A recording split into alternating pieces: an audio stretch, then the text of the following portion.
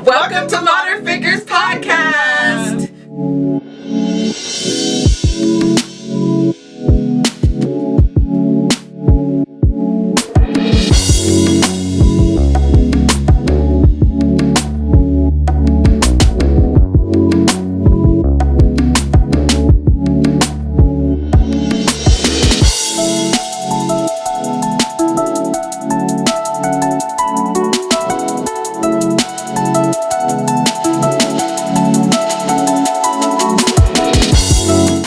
Today we have an extra special guest here with us. We have Khalia Braswell. What's up? She is a self-proclaimed digital diva. She's the founder, CEO, and executive director of a nonprofit called INTech Camp for Girls. So you're going to hear a whole lot more about that today. But we are so excited to have you here. Thank you for having me. I'm honored. The list of women that you all have had on this podcast, I'm like, oh my gosh, this is awesome. Oh yeah, no bums allowed. Big facts. Yeah, well, you belong, so thanks for being here. Yeah.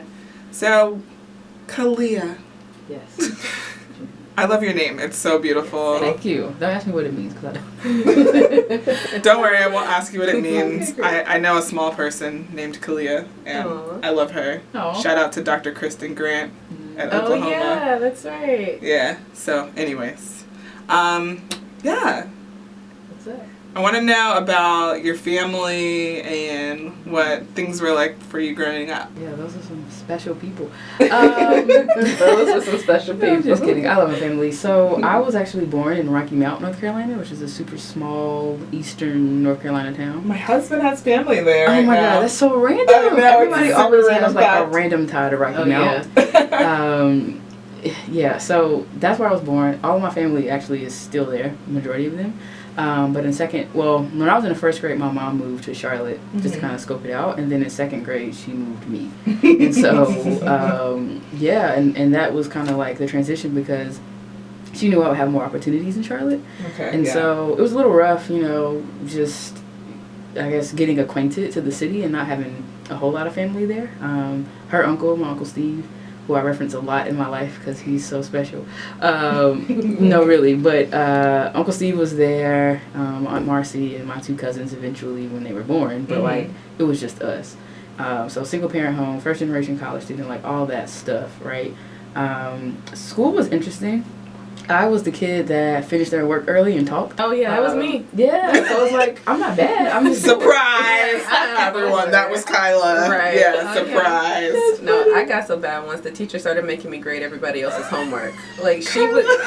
I'm so serious. She would hand me everybody else's papers and be like, grade these. Because you needed something to do. She sent me home with people's papers. Like, I'm sorry, this is about you, Kolya. I'm sorry. But is that ethically like okay? We didn't have no FERPA in second grade. Shout out Miss Turner. Yo, second grade. Don't call her out like that. I know, right? Miss Turner, we're sorry. About to get She just got outed. She's probably retired. Like she should have retired when she was teaching my class. So just saying. So she chilling. That's rude. She chilling. So that's funny. Well, that's what happened to me. I mean, no one made me grade papers, but I was bored. And so then I did the little academically gifted test, passed that. But even still, we might meet like once every 2 weeks for some additional something. I can't even remember. And so basically for elementary school, I hopped around until my mom was able to find a place for me to go, right? So we found Villa Heights, but I was already in 5th grade, and so that was where all the academically gifted students were. So I had to teach myself multiplication, I had to teach myself cursive, all this stuff to catch up because the other schools just weren't there. It was weird. That is weird. It was so weird. So you were in a town that had more opportunity, but the educational system. But they still had disparities. They're still sketchy. Yes, lots of disparities. So we can talk about that as well. So anyway, we navigated that. Middle school got a little more stable. Went to IB school. And then high school, I went to Philip O'Berry Academy of Technology, where I learned how to code. And the rest is history from there. So I do have 2 younger brothers. And a sister, so they lived and were born in Rocky Mount, and so I was always like the sister that was in Charlotte, which was cool, but for me being the oldest, it's a lot of pressure. Yeah, right? That older sister pressure, I'm the eldest. Right. Yeah, so it's interesting, but that's family. That was me growing up. Do your siblings do anything in tech? They don't. My sister helped me. She volunteered at INTech. No, they don't do anything in tech. I think my brother is my youngest. He's like a year younger than me. Donovan, he wants to get kind of, a little bit more into tech, whatever that means for him as far as like, I don't think he wants to program, but maybe on like the technician side, the IT side. Yeah, so. So at your high school, outside of coding, were there like other things that you were introduced to in engineering and technology, or? No. I was like the leadership nerd. So I did JROTC for 4 years. A lot of people don't know that. What? Yeah. Oh, wow. So I you did drill team and all that? All that. I was drill commander. I was a battalion commander when I left. So like my senior year, I was like, the boss. I ran it. I was the boss. I was like, I could say that. Like, a whole nerd. Like you are in real life. Okay. Right. That was the precursor. Okay. So I did that, student council. I think I did FBLA. Oh, yeah, I did FBLA. But see, you know what? I'm going to be honest. I shouldn't have been. I was FBLA president, but I shouldn't have been. It was like all of like popularity. Like, oh yeah, let's let Khalia do it. But really, there was another girl who had came up the ranks, and I just came and took her position. I am mature enough to admit that now. I can't say about that. But that's an early lesson, and it's not what you know, it's who you know. Right. And honestly though, that's why. So when I graduated from high school, I would always go back. But like they poured so much into me, so like I learned that, right? The power of networking and just knowing people. Just so many like life lessons outside of the classroom that I was able to learn. And I mean, yeah. So to your original question about like coding and stuff. I think I did share earlier that like I did the BDPA, Black Data Processing Associates, high school computer competition, and so that kind of like made it a little more intense, right? It took it from the classroom to like, here's how you actually build a web product. And then we went to like their conference in DC and competed and made 5th place, stuff like that. But like I don't think they gave me my time. Like I really wanted to do more on the team, and they for whatever reason gave that trust to someone else. And so I was a little like salty, but I'm like, yo, like I can do this too. So anyway. I have a quick question for you. So like when you were in high school, did you immediately know, all right, coding, this is my avenue? Like what was that aha moment when you were like, computers, that's the thing that gets me? That's a good question. So the legend is that we got our first computer at home. The legend. As I feel like I tell this story a lot, but not a lot of people ask me that question. Oh my gosh. It is a legend. It's a legend. I'm just kidding. We got our first computer in 4th grade, when I was in 4th grade. And I used to do like Mavis Beacon teachers typing all the time. So I was like a beast when I got to middle school, and I was taking like keyboarding. I was like, well, I got this. But no, so when I went to Philip O'Berry, I wanted to do networking. I just was fascinated by like routers and all of that, right? So I was like, cool, that's the path that I'm going to do. And you knew networking was a thing. You knew it was I did know it was a thing, but like I don't think I really knew what it was. Okay. But I was like, okay, I get a certification. Like for me, it was like dollars, right? Like, okay, what can I get immediately in addition to this high school? What do you get? A diploma? Yes. Not a degree. What can I get in addition? So like that was one thing. I knew I could get an internship. So I was looking at that kind of stuff. I was a different kid. Yes, you were. And that's fine. It is. Every time I talk about this, and I don't know where I get it from. But anyway, because no one else in my family is like it's this. Innate to who you are. It's just who you are. It's how you're me. wired. And yeah, for better or worse. But I took Foundations in Information Technology course. So they made every freshman that year take that course. So you do a little bit of networking stuff. We did some like Adobe animation and like Dreamweaver stuff. And then we did VB.net. And I was like, yo, this is it. And so then, but really what sealed the deal though. Wait, what's VB.net? Explain. Oh, sorry. It's a coding. Visual Basic? Yes, Visual Basic. It's a object-oriented programming language. Okay. And so the first application that I built was a notepad, and I took that home, and my mom was like, oh, you built that? And I was like, yeah, girl, I did. I thought she was going to shade me. So my mom, I love her to death, but she can be shady. And so I thought she was going to be like, but we got a notepad on the computer already. But she didn't. She indulged me, and I was like, oh, snap. So, but for me, and it's crazy because I didn't find out even what human-computer interaction is, and I guess we'll talk about that later, but like, it was her reaction over like what she saw on the visual side that really hooked me, knowing that I did it on the coding side, right? Like all the work that I put in to make this thing come to life.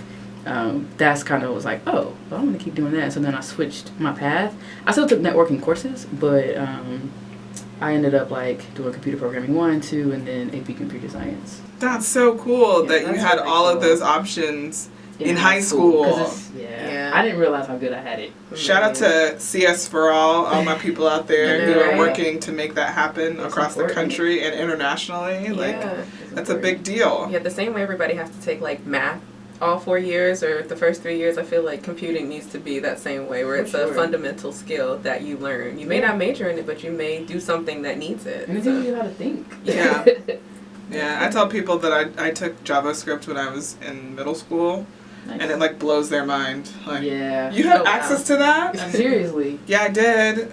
And I also decided I didn't want to do it. But at least you knew, right? But yeah, You but can I was make it exposed to it, and I made a choice. Yeah, like, you this can make an isn't it. informed decision. Yeah. Yeah. Yeah. Yeah, so another like unique thing that I wasn't, I didn't know that it was unique then, but I know now, obviously, that I was able to have so many women in tech at my high school. My AP computer science teacher was a black woman who had a computer science degree from Norfolk State. And she was like they all saw that like I was really into this programming stuff, and so they were like trying to push me further. Like she wanted me to take a Java certification course, and at the time I was like, that's okay. She brought the book and everything, and I was like, I'm not doing anything extra. It's my senior year. Right. But there were other women teaching my computing courses too, and I didn't realize how special that was then. And then there was also Mrs. Suggs, who I talk about a lot, who was like the Olivia Pope of IT.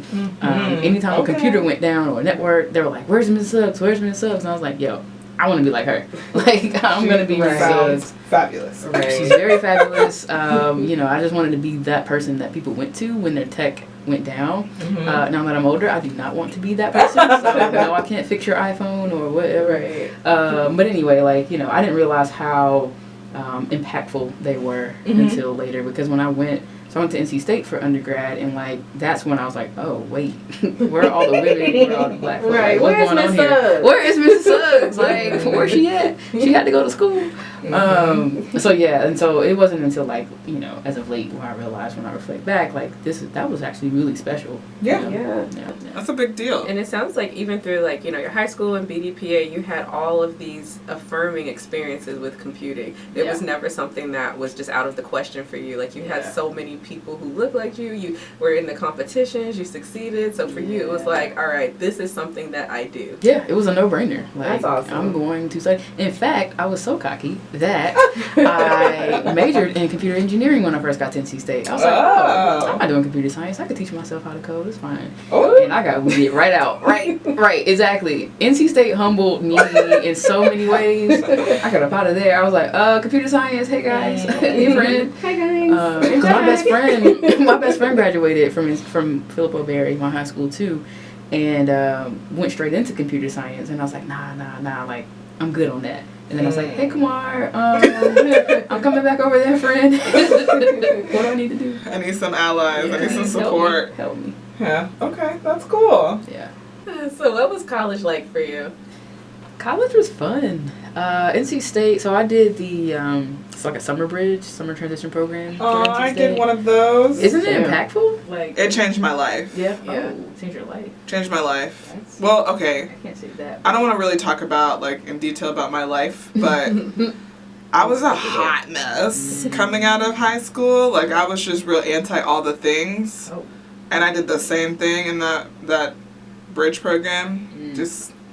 And they had to have an intervention. And they were like, look, you ain't about to do this. And then, no, it was more like, we know you're better than this. You know you're better than this. Get it together. Stop it. Just stop. That's awesome. How does that mean? From the Jesus meetings and out? Well, I needed it. We had one every week because ours was like a boot camp. Oh. Yeah, we had no TV, Ours was no too. phones. It was 7:00 in the morning. Yeah. You're Okay, up. yes, And we did then that. 9:00 at night, you in your dorm room. And I was like, what is this? Yeah, you couldn't even, if a male and a female were in the same room, you had to have the door open so far that you could see the back window. Was the rule. Wow. It was a lot of rules. But, we bonded as a cohort. But it changed my life, No, it for was real. great. It was amazing. Yeah, but so what happened with us though? So most of us are, I mean, we became friends or whatever. But it was so interesting because a lot of us majored in computer engineering, so you would have like a whole row of just black students That's in cute. this intro course, and then they all weeded out. Oh, no. That's not cute. It's not. It wasn't cute at all. It was a struggle. The few of us we made it out. But yeah, so I started at NC State doing that, which was cool. And then they gave us a mentor when we did get there, like when we started our actual semester. Yeah. And so I always talk about my mentor, Brittany Strawn, because Brittany was a computer science major and also a varsity basketball player. Oh, wow. But her GPA was always better than mine. So I'm like, she is on TV playing basketball for this university, and I am here every day. I have no excuse. And then she would like help us with our programs because we would be struggling. And so, you know, and the programs that you said that you didn't have to learn. You the programs that I was so cocky and I got so humble. Yeah, NC State was humbling for me. So yes, Brittany would come and help, and after practice or whatever, they actually had curfew though because they were athletes, but she would still like come help us, which was awesome. Oh, so that's cool. I had Brittany. Brittany was a lifesaver. Shout out to Brittany. Shout out to So Brittany. did you have other mentors while you were in college? While I was in college. You know what? I was really close with the folks from my high school. Yeah. I still actually am really close with a lot of them. They were just so like impactful for me, the women that I met there. And so from a non-technical perspective, non-engineering, like just life, yes, I have them. And so every time I would go home, I would hit them up like, hey, I'm here. You know, when I crossed Delta, they all came. And like, you know, when I graduated, like all of my major life events, they've been there. So that's been really great. Cute. Yeah, and it's crazy because I realize some of my friends don't have mentors. And to me, I'm like, what? How's that happen? But I just, you know, whatever. Like, I'm blessed in that. But I think sometimes people overthink it, right? Because with some of these folks, we never had that discussion, like, you're my mentor, right? Right. It's just a It was, like, genuine, informal. Yeah, and I think people need to, like, realize that sometimes it's just going to happen that way. Yeah, it does. But Definitely. yes. There So does I not have- need to be a form that's like, Right. will you mentor me? Will you mentor me? Check yes or check no. That kind of stuff has never worked.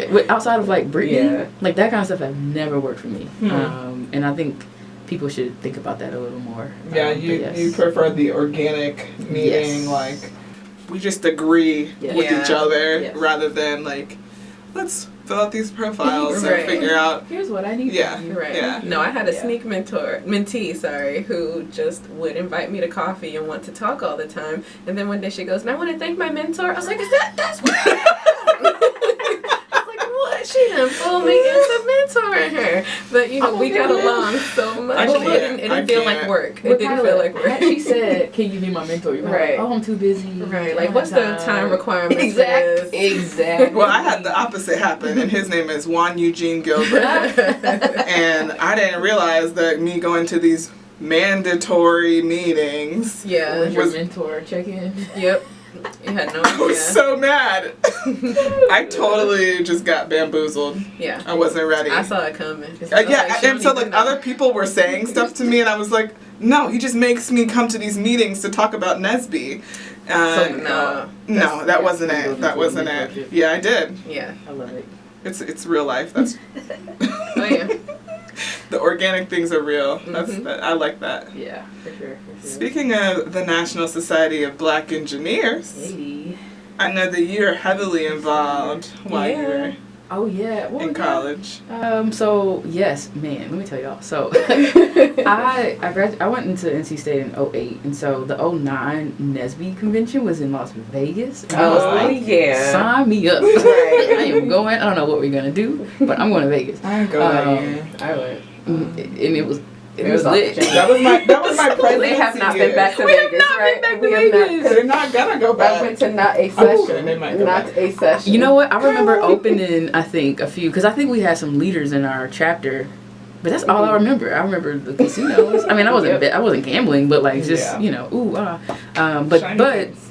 however, that was the first time I saw that many black engineers in one place, and I was like, yo, this is awesome. And so, yes, I was did some chapter leadership stuff, Region 2 public relations chair. Too hype. Hey.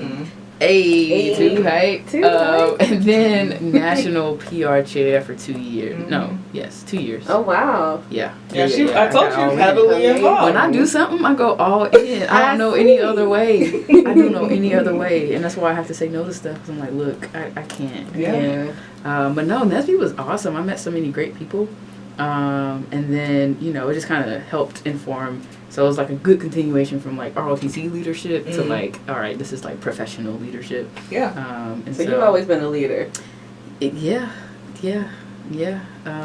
For better or worse. What's my new phrase now? For better.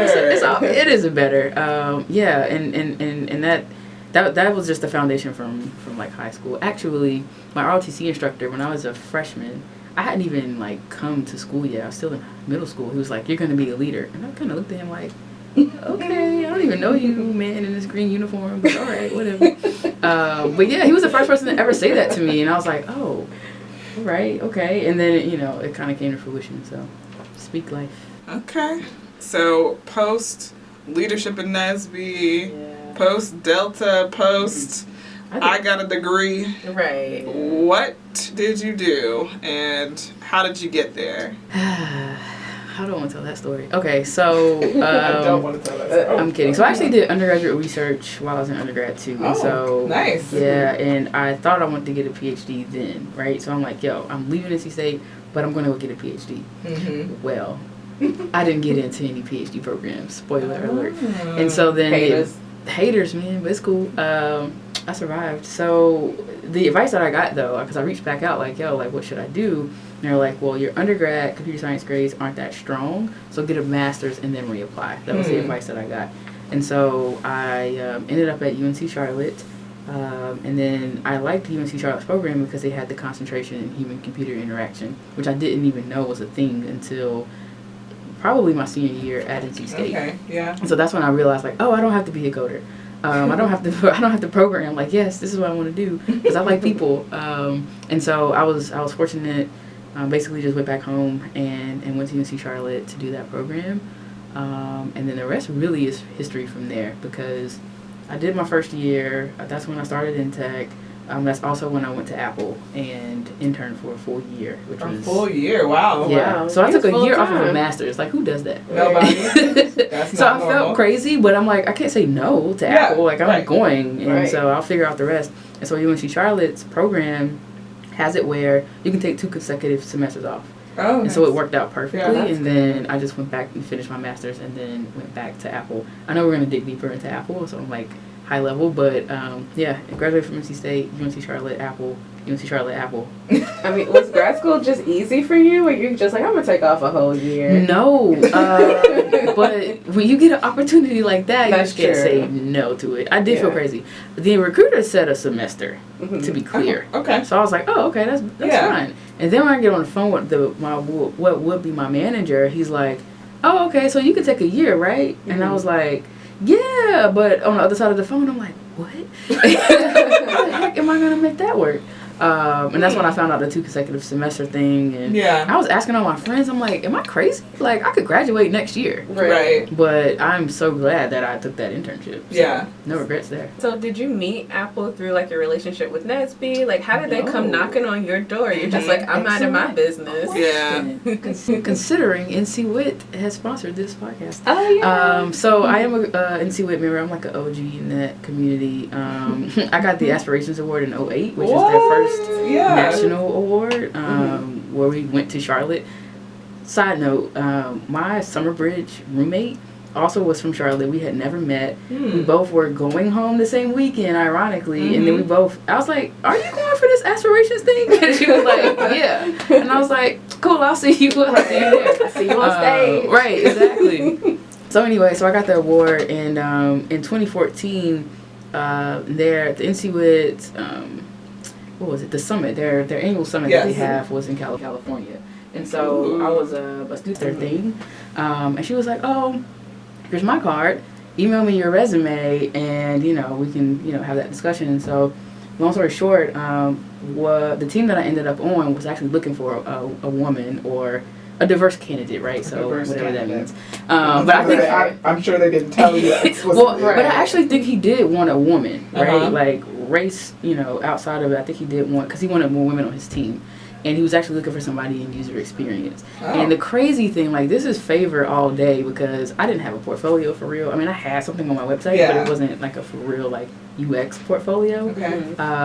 And I got the job. And the crazy thing is when it got time for me to, like, leave, actually, I don't know if y'all know Dr. Christina Harrington, but she came and did my internship, like the same internship after I left. Oh, but they were, like, trying to give her a design challenge. And they were like, Khalia, what was your design challenge? I was like, I didn't have one. I'm going to go to the bathroom. Like, I just went away because I'm like, y'all didn't give me all that. Yeah. And so, anyway, NC Wit was my introduction to Apple. It literally was like ordained, right? Like, it was almost like, this is where I'm supposed to be. It was crazy. It was just crazy.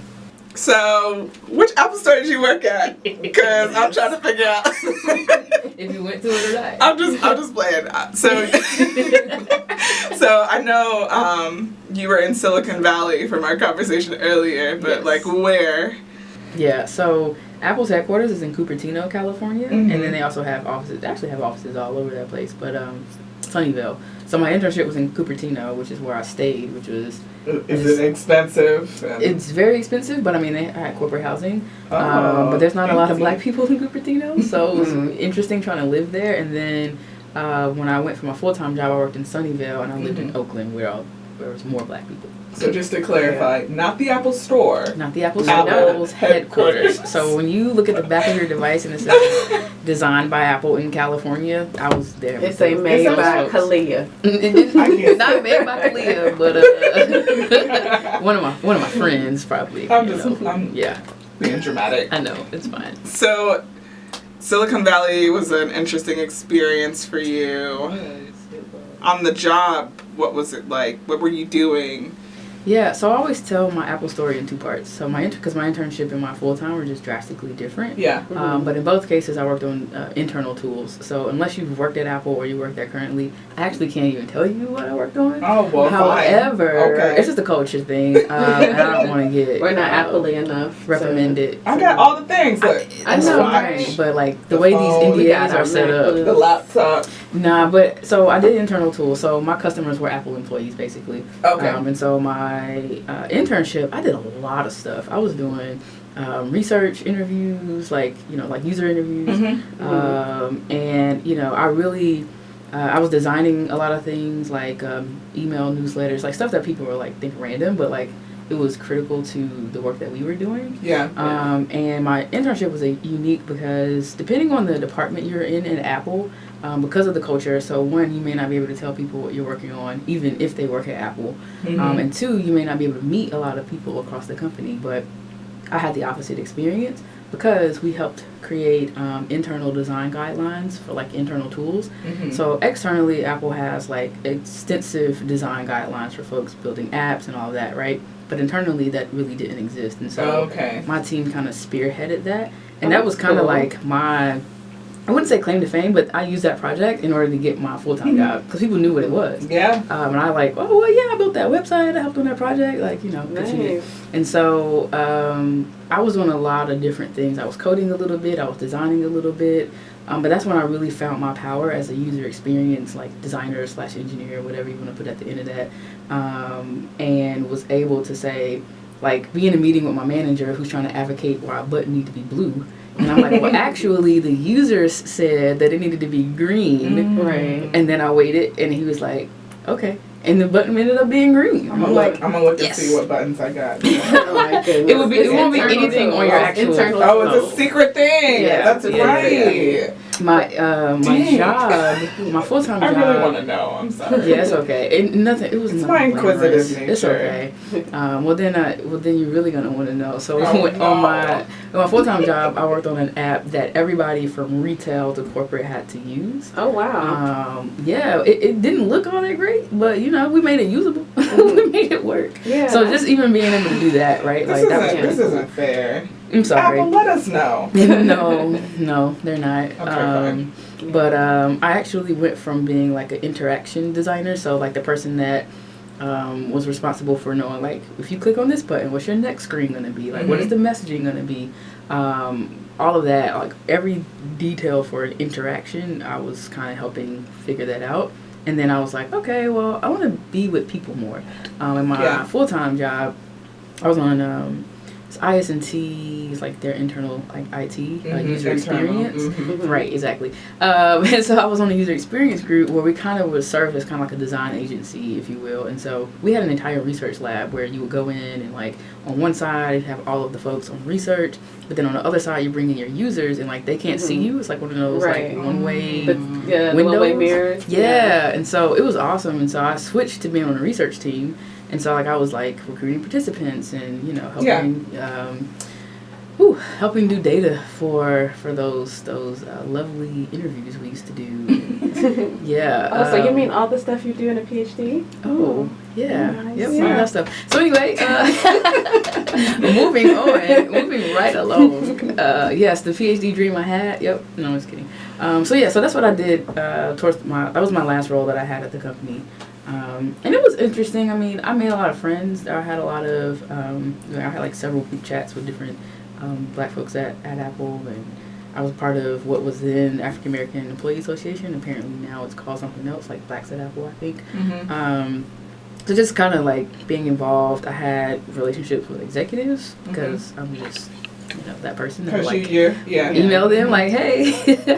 Well, the secret. I'm a leader. You're a leader. The secret though, if you're at a corporate company and you want to get on one of their calendars, email their admin. Oh yeah, well that's but people don't know that. Yeah, that's true. They send an email directly to the person. It's a terrible idea. And you never or just become friends with said admin, and then boom, you in there.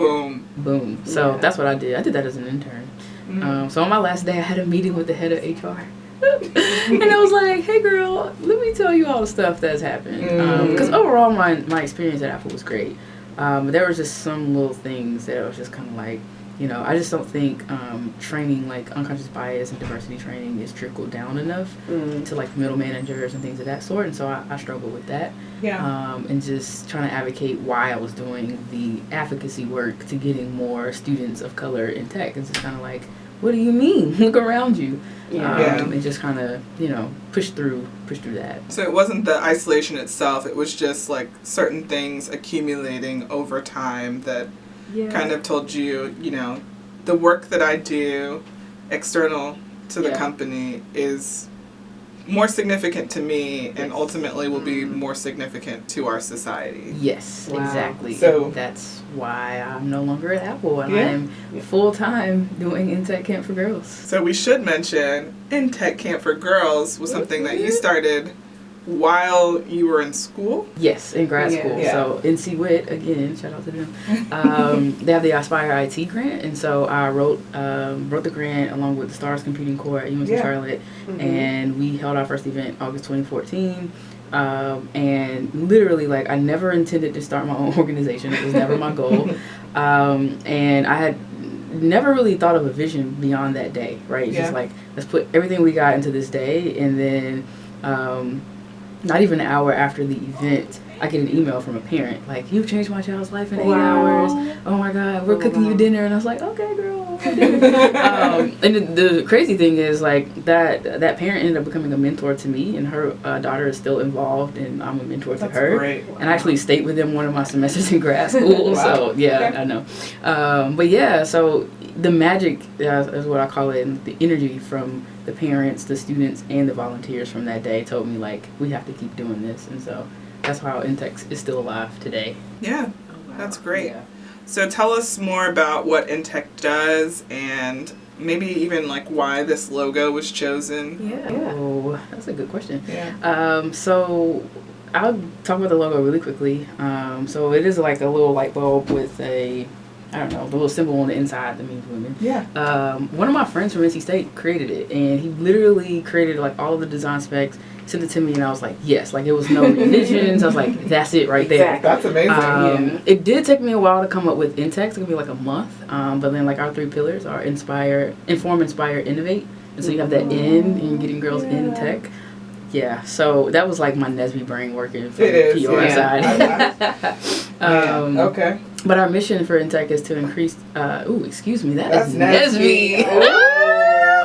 You got me in here speaking Nesby academically. Right, you got to finish it, right? And positively impact the community. Oh my God. Our mission is to inform and inspire girls to innovate in the technology industry. And so what we do is we host informal computer science events. So whether that's a one-day camp like we did in August of 2014, like our first thing, but right now our flagship event is our 5-day summer camp. So we host camps in both Charlotte, North Carolina and Raleigh, North Carolina, and in the morning we're teaching middle school girls how to code, and they're in a team and they're building a website about a social issue that they chose on Monday. So we get them in groups right away and tell them like, hey, you know, while you're learning how to code, you can make a page about a dog or a cat or whatever, or some Jordans or Queen Naja, I don't care. But at the end, you're going to have a final product that's going to mean something, and here's why, right? We give them the why. And so in the mornings, they're learning HTML. In the afternoons, they're on company tours. And so they're going around Raleigh and Charlotte, just making that connection, right? Okay, this is what I'm learning in class. These are people who are actually doing it. Occasionally, we'll do guest speakers. The Charlotte one had guest speakers, and the girls were kind of like, okay, if I have one more person talk to me, they're getting a little bored. Them to sit still for hours. Yeah, they were a little dry. But like in Raleigh, we would eat at the dining hall, so there's no space for that. Right, but when we go into the companies, they'll have like a panel set up for us and things of that sort, and so they're able to hear from professionals as well. And like our staff isn't all women, but they, you know, they're there and they're able to get that kind of like near peer model too, of like the mentorship. So that really works for us. And so on Friday of the when camp is over, they present out their websites to their families. We invite back community members, and then we celebrate. We give them swag and we go home. Nice. But and sleep. It's in sleep, yes. But it's a super fun event, and you know, some of the things that like stick out to me when I was working at Apple, I had to work, so I wasn't at camp the whole week. But I'm like there on a Thursday, it's our last company tour, and I overhear two girls like, would you rather work at Google Fiber, Avid Exchange, or Red Ventures? And these are companies in Charlotte. Wow. Right. In our middle school, Yeah. I'm like, yes. So like, I didn't want them, you know, to know I'm listening, but I'm like, yes, that's the side, like, yes, exactly. So, you said you want to look into the research about high school. Oh yes. So we get a lot of repeat scholars. So they come to us in 6th grade and they keep coming back 7th, 8th grade, and so we haven't found an answer for that We haven't found an answer for high school girls in the summer. However, we did an after-school pilot last fall. We got funding from the United Way, and so we did a 9-week program. So for 3 weeks, they did this Facebook Engineer for the Week program where they learned about like being a Scrum Master and like doing sprints, things of that sort, and they built a game for change. Nice. The second track was user experience design. We brought in a local designer to come run that for us, and then the third track, they did mobile app development. So some of the apps that they built or designed in track 2, they were able to come bring to life in track 3. And that was cool. We learned a lot. It was a pilot, and the highlight of the pilot was that we are able to take 4 of our girls out to Facebook's headquarters as a result of their participation in the Engineer for the Week program. So I'm trying to go to Facebook headquarters. Like, can I come make an app? Let me go volunteer for a minute. Right. Yeah. So I can't I'm excited. Teach them anything It's because okay. I don't know anything about It's okay. coding. But. Right. You know, it's okay. Teach them other stuff. That's right. But it's awesome because, I mean, they're in high school and they get to go to Silicon Valley, right? They get to go to Facebook. Of course, I'm going to take them to Apple and wherever else I can take them in that time. But it's like, I didn't get to California until I was after I got my degree. But, That's where all that stuff was like birthed. And so they're excited, I'm excited, and we just want to continue to like move the needle and like support the girls that we get in middle school and in high school. So, That's awesome. speaking of support, Yes. I know that you work off of grant money, volunteers, Gifts. people, Yeah. and since we have some limited reach on the podcast, Yes. what do you need? Like what to be successful, maybe to grow what you're doing? Yeah. What if you in your dream scenario could have the support that you needed to be successful? What would that look like? Yeah, about $300,000. No, but really, so I quit my job, right, and I came to do INTech full time. Yeah. So I was running around like a crazy woman all of 2018, doing all the things. I was able to have a part-time person come in and be kind of like a program coordinator for us. But what I realized is that like I can't do all the things, or we're never going to grow. And so we literally do need staff. And what that means is someone who can run our program, so they can determine what curriculum we're going to do. They can determine, they can talk to parents, because I like talking to some parents, but some of them are not special. Nice. Right, they're not. Some of them aren't, and they're just, you know. And that just doesn't scale either. Like one person talking to all the people as you grow. Exactly. And I'm literally doing everything, even from a communications perspective. And you're doing the website. Grant writing. I'm doing the website, right? Exactly. You know, and so what I see my role being is more so like that partnership and strategy, because my face and my name is out there, and so people are coming, and then I can make a decision. Her face is everywhere, y'all. Literally There's a whole everywhere. NBC Learn situation. We got a PBS special coming. Okay. That's right. But yeah, so we need funding, and the funding needs to go to supporting the staff so that we can do more from a programming perspective, because our high school pilot was supposed to turn into a Saturday program for the spring, so that we can get our high school girls internships in the summer. But we literally just have to press pause, because it's like, well, I can't write 5 grants in January and launch a program on February 2nd. Like, that's just not I got some happening. ideas. We should talk offline. Let's do it. Yeah, let's chat. Okay. Let's work smarter. Yeah. So, in regards to you personally, what's next? Ooh, the $1 million question. Wow, I don't know if I'm ready to answer that. So, I don't know if I have an answer for you, but I'm ready to share. That's fine. That's fine. Yeah, I have things brewing, so I just say, just follow along. Yeah. And then, also, you are lecturing, right? Yeah, Yes. so tell us about, as if all of INTech wasn't its own job, Oh my you God. got a whole another job. I feel like you got a 5th job, because you got like 4 jobs with INTech. Are so. you Jamaican? You I know, kid. what To about all my Jamaican listeners? I'm joking. One of my homegirls, we joke about this all the time. Because I told y'all when we came in the studio, like I used to DJ. Yeah. I used to have a radio show. Oh, I thought you were joking. Like, No! I had a whole radio show called Soul for It's Renaissance. so funny. My DJ name is DJ CEO. Hey. Entertaining others. I'm not playing. I'm saying that because I'm probably going to revive Khalia the DJ this year. I gotta say it. I gotta put it in the universe. Put it out there. Put it out there. Because it was fun. It was like an outlet.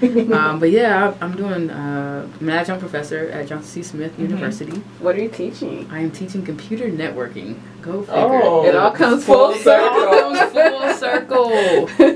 But it's a struggle because I like the human-computer interaction lessons that I can do, or the web development, because it's just so like instant. I feel like computer networking is abstract because all people care is what's the password to the Wi-Fi. Right. And that's it. Right? And here I am telling them about the layers and how things are actually transported from like email. Oh my God. But it's fun. I enjoy teaching students who look like me, and that's what I get to do. And so, you know, cool. it's fun. So you are doing so much. So I recently learned that you were lecturing, so I knew you had the camp going on. That has to be a physically and mentally exhausting thing. So how in the world do you just stay sane and fit all of this stuff in? I have a praying grandmother. No, Amen. No, but I do. I try to prioritize the gym. So a lot of 2018, I didn't work out at all. But when I was at Apple, somehow or another, I commuted 3 hours a day, worked 8 hours a day, and still made it to the gym 3 days a week. Yeah, it was weird. I have no excuse.